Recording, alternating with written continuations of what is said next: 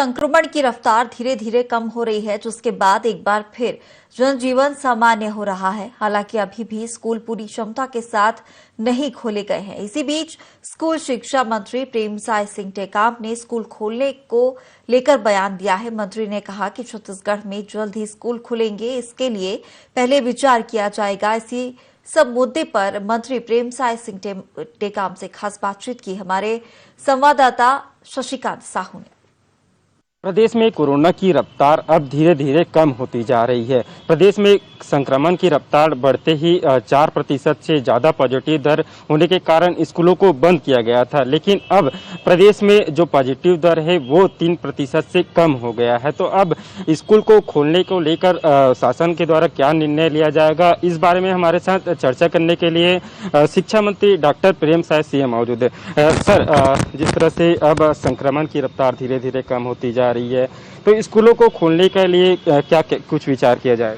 नहीं, स्कूल को तो खोला जाना चाहिए।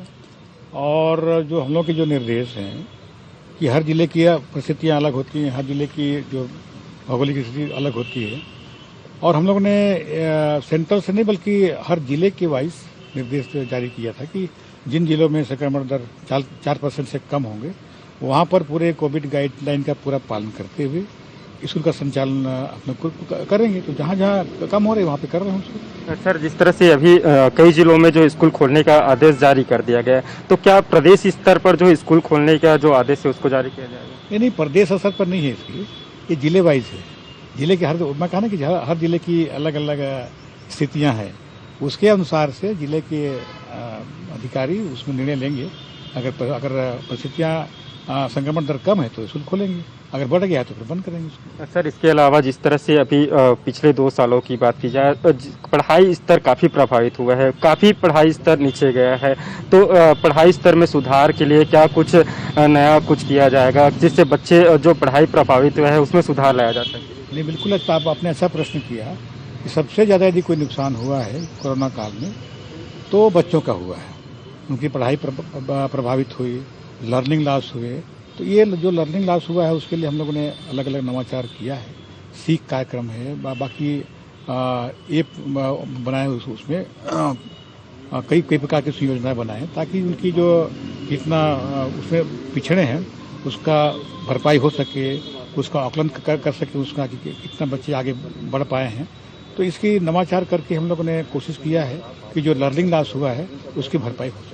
सर, बोर्ड परीक्षाएं भी होनी है, इस बार ऑफलाइन बोर्ड परीक्षा हो रही, तो क्या सतर्कता जो है बोर्ड परीक्षा को लेकर बरती जाएगी? बोर्ड की परीक्षाएं के लिए हम लोगों ने 10वीं और 12वीं के लिए समय सीमा तय किया है, वो गाइडलाइन जारी कर दिया है कि कब हमारे बोर्ड की परीक्षाएं हैं। 2 और 3 की शुरुआत होने वाला है, तो उसमें ऑफलाइन परीक्षा होगी और सेंटर बढ़ाए जाएंगे उसमें, ताकि बच्चे, कोरोना चूँकि काल है और दूर दूर बच्चों को बढ़ाया जाएगा, तो उसके लिए सेंटर बढ़ाए जाएंगे और सभी का एग्जाम हो सके।